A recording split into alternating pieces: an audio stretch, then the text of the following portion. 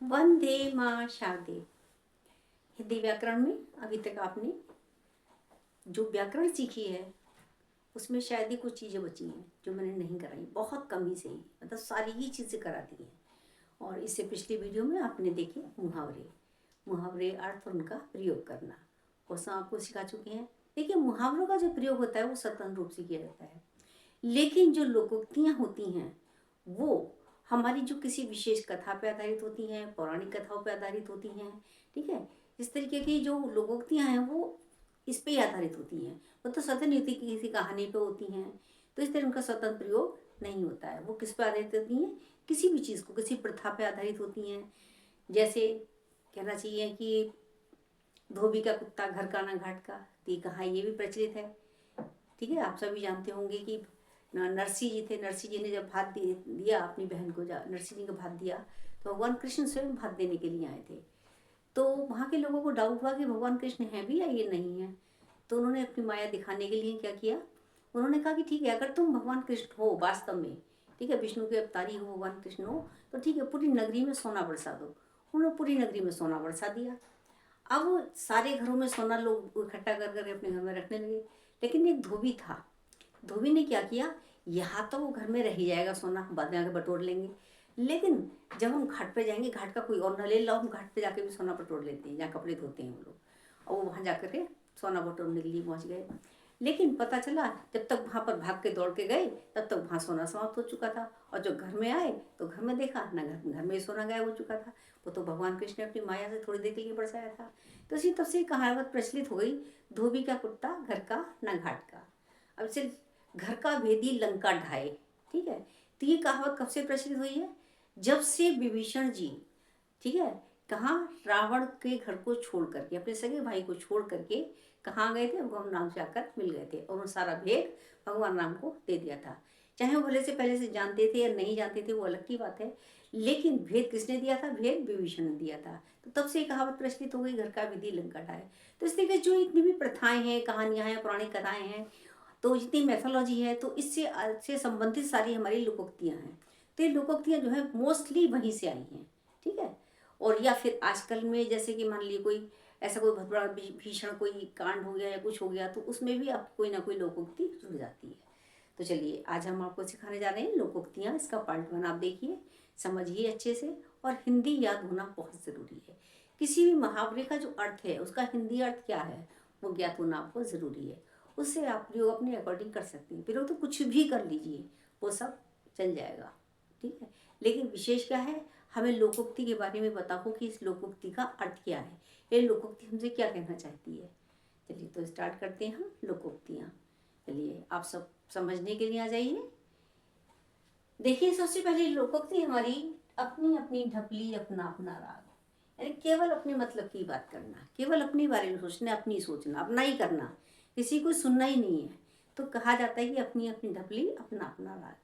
प्रयोग आप अपने अनुसार कर सकते हैं। मैं आपको एक एग्जाम्पल दे रही हूँ। जैसे मान लीजिए, विपक्ष बार बार हार जाता है क्योंकि मुखिया की बात कोई सुनने वाला नहीं है, इसलिए सभी क्या करते हैं, अपनी अपनी अपनी अपनी अपनी ढपली बजाते हैं और अपना अपना ही राग अलापते हैं। तो इसलिए कहावत सर्वदा सत्य है कि अपनी अपनी ढपली और अपना अपना राग। चलिए, आगे दूसरी हम लोकोक्ति लेके चलते हैं। अधजल गगरी छलकत जाए, थोड़ा ज्ञान अधिक दिखावा। ठीक है, अब इसका हम प्रयोग क्या करेंगे। मोहन के गांव में कोई पढ़ा लिखा व्यक्ति नहीं था, लेकिन वो सबके ऊपर ऐसे हुक्म चलाता था कि जैसे पता नहीं कितना बड़ा ज्ञानी हो।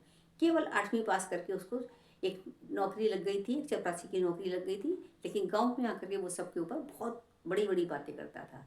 तो इसलिए सब उसके लिए कहा गया, कहावत क्या है, चरितार्थ होती है, अधजल गगरी छलकत जाए, यानी आधा भरा हुआ जो जल है वो भी छलकता ही जाता है।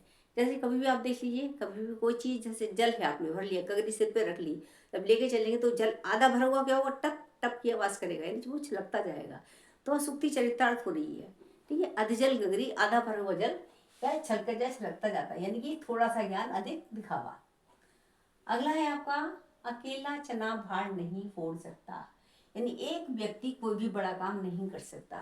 देखिए, आज हमारे यहाँ पर पूरे विश्व में ही लगभग प्रदूषण एक बहुत बड़ी समस्या है। ठीक है, अगर एक व्यक्ति सोचे कि मैं सफाई से रह लूँ, सब कुछ साफ साफ कर लूँ, सब कुछ अच्छा अच्छा कर लूँ, तो ऐसा नहीं हो सकता। यानी अकेला जो व्यक्ति है वो नहीं कर सकता। यानी अकेले चलो, लेकिन साथ साथ पीछे लोग आएंगे, कारवां बनता जाएगा, और आपको जो है एक बहुत सारे लोगों का जनसमूह मिल जाएगा, और जो आप काम करने जा रहे हैं उसमें आपको सफलता मिलेगी। यानी जो अकेला चना है, ये सही कहा है, ये अकेला चना बाहर नहीं फोड़ सकता। यानी एक ही व्यक्ति पूरे समाज का, पूरे देश का, पूरे समाज का जो है प्रदूषण दूर नहीं कर सकता। ठीक है, इसलिए सही क्या कहा गया है, कहावत जो सूक्ति है वो थोड़ी जो हमारी कहावत है वो क्या है, ये लोकोक्ति, अकेला चना बाहर नहीं फोड़ सकता। अंत भला तो सब भला, अच्छा परिणाम ही उत्तम होता है। देखिए, अंत भला, कोई काम हम शुरू करते हैं, विघ्न बाधाएं आती हैं बहुत सारी, लेकिन हम उनको फिर छोड़ते नहीं हैं, चलते चले जाते हैं। अपनी जो हमारा गंतव्य है, जो हमारा मंजिल है, उसकी ओर हम बढ़ते चले जाते हैं। तो भले ही लोग बीच बीच में कहते हैं, अरे भी छोड़ इसको, क्या रखा है, छोड़ दे इस काम को बीच में ही, तो वो नहीं छोड़ते हैं।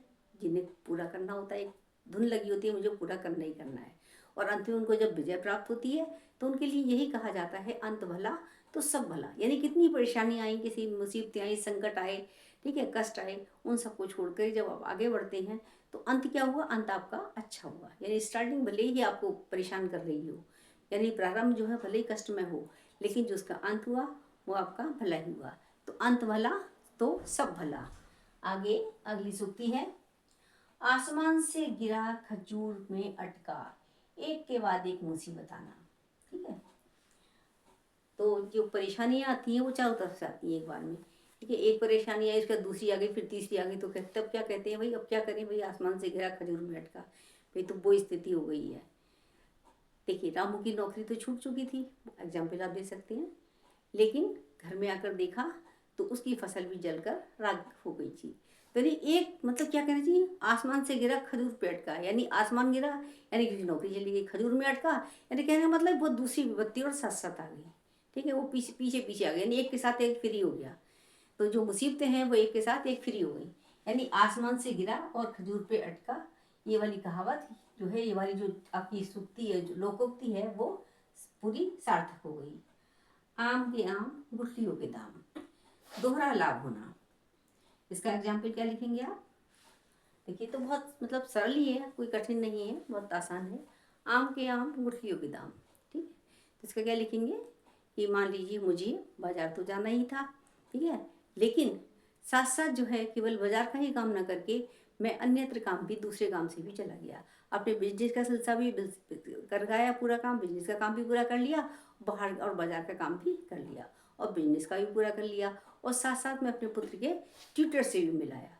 तो कहने का मतलब है, हमने दोहरा लाभ मिल गया, मुझे एक ही समय में दो काम उससे करके दोहरा लाभ प्राप्त कर लिया। आँख का अंधा नाम नैनसुख। ठीक है, ये नाम के विपरीत गुण होना, आँख का अंधा, आँख का अंधा नाम नैनसुख। कहने का मतलब यह है कि नाम के विपरीत गुण होना, जैसे नाम विद्यावती वैसे अनपढ़ है, अंगूठा टेक है, नाम धनीराम है और वास्तव में बहुत गरीब है, तो इस तरीके नाम के विपरीत गुण होना। तो आँख का अंधा नाम नैनसुख, कहने का मतलब यह है कि जिसको ज्ञान नहीं होता, अल्पज्ञानी व्यक्ति जो है वो क्या करता है, बड़े बड़े ज्ञान का जो है उसके लिए कहा जाता है, ज्ञानी कहा जाता है। तो इस तरीके से क्या कहा जाएगा उसके लिए, नाम के विपरीत गुण, यानी कि आँख का अंधा नाम नैनसुख है उसका। आए थे हरि भजन को, उठन लगे कपास, महत्वपूर्ण कार्य को छोड़कर अनावश्यक कार्य करना। ठीक है, अब जैसे मान लीजिए आप एक क्रिकेट टीम है, क्रिकेट टीम को बुलाया गया खेलने के लिए, ठीक है, अब फिर उनसे कह दिया गया भाई ठीक है आज क्रिकेट तो शाम को होगा, लेकिन आप ऐसा करिए अपनी ड्रेस धो लीजिए सारी की सारी, ठीक है, ड्रेस धो लीजिए, प्रेस कर लीजिए, या अन्यत्र ऐसा कोई बेफालतू का काम उन्हें थमा दिया जाए। हम तो क्रिकेट खेलने के लिए आए थे, क्रिकेट अभ्यास के लिए आए थे, लेकिन हमें फालतू का काम थमा दिया गया। तो कहने का मतलब आए थे हरि भजन को, यानी महत्वपूर्ण कार्य के लिए आए थे, और काम क्या थमा दिया हमें, बिल्कुल बेकार का काम जो अनावश्यक था, जो कोई और भी कर सकता था। तो आए थे हरि भजन को, उठन लगे कपास। तो ये जो है हमारी लोकोक्ति यहाँ पर सार्थक होती है। इधर कुआं उधर खाई, यानी चारों ओर परेशानी, ठीक है, हर तरफ से परेशानी होना। तो इसका भी एग्जाम्पल आप क्या लिखेंगे, देखिए जैसे चारों ओर परेशानी आना, इसका भी जो हमें एग्जाम्पल बताया था दोनों मिलते जुलते ही हैं। कौन सा वाला था, तो ये वाला था, आसमान से गिरा खजूर पे अटका, ये वाली कहा, ये वाली जो एग्जाम्पल है ये वहाँ पर भी हम दे सकते हैं। जैसे मान लीजिए कि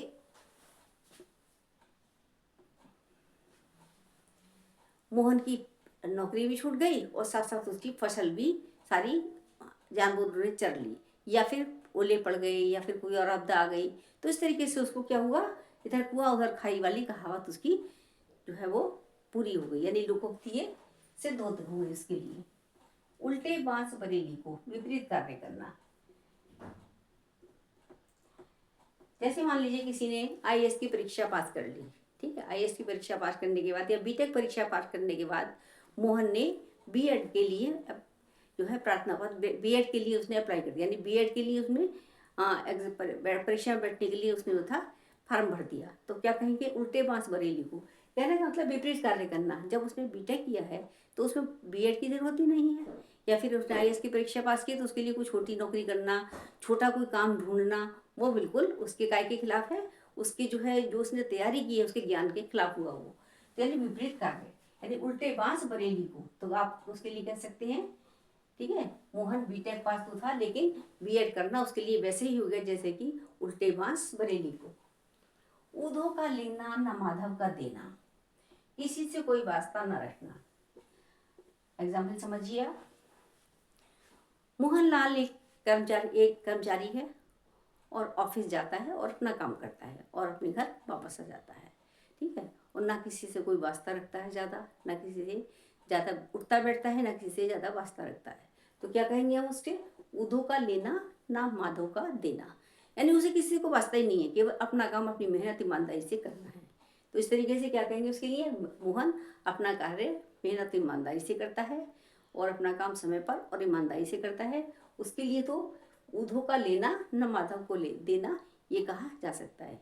या फिर एक इसके लिए एक और लोकोक्ति मैं आपको बताने जा रही हूँ, ना काऊ से दोस्ती ना काऊ से बैर, ना तो उसकी किसी से दोस्ती है ना किसी से उसका झगड़ा है, ठीक है, तो उसके लिए भी किसी से कोई वास्ता ना रखना। तो इसके लिए भी हो सकता है, ये मुहावरा भी हो सकता है, ये हो सकता है, सॉरी ये लोकोक्ति हो सकती है और ये भी प्रयोग में लाई जा सकती है। एक ही थैली के चट्टे बट्टे, समान गुण वाले, ठीक है, एक थैली के चट्टे बट्टे, सारे नेता लोग एक जैसे ही होते हैं।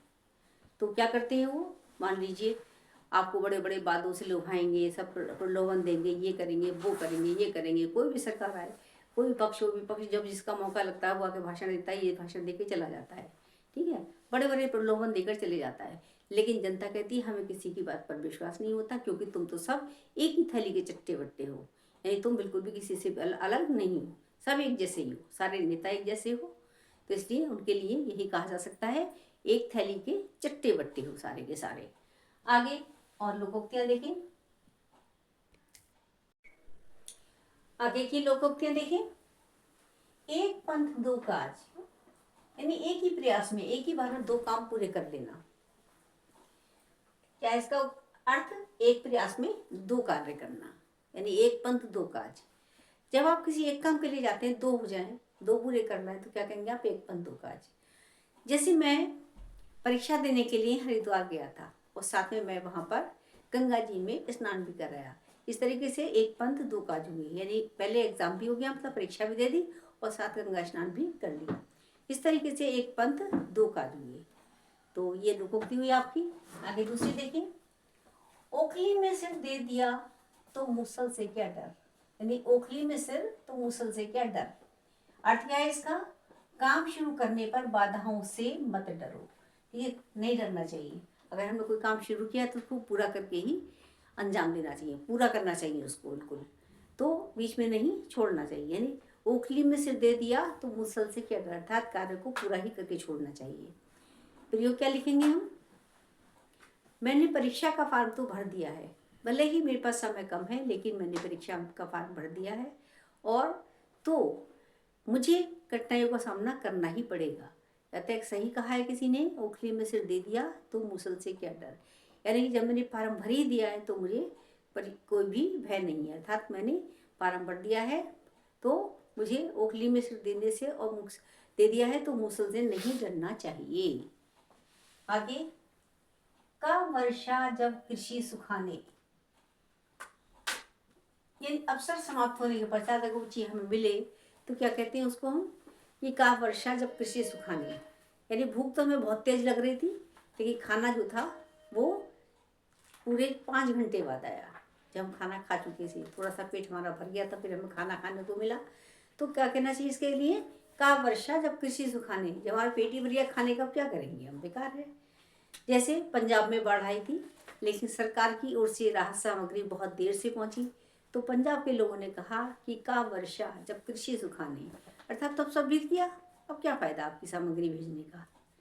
तो अवसर बीत जाने के बाद जब कोई आपको उपलब्धि मिलती, कुछ मिलता है आपको, तो क्या होता है, जिसकी जरूरत पहले होती है वो बाद में मिलती है। तो क्या कहते हैं कि का वर्षा जब कृषि सुखाने, काठ की हांडी एक बार चढ़ती है, अर्थात धोखा एक ही बार दिया जा सकता है। आपकी लोकोक्ति देखिए, काठ की हांडी एक ही बार चढ़ती है। अब आप सोच भी सकते हो कि भाई अगर काठ की हांडी आप उसको गैस पे जलाएंगे, अंगीठी पे जलने के लिए रखेंगे कोई चिपकने के लिए, वो जल के बेकार हो जाएगी। अर्थात एक ही बार चढ़ गई वो बस, ठीक है, और उसके बाद दोबारा वो चढ़ने की नौबत ही नहीं आएगी।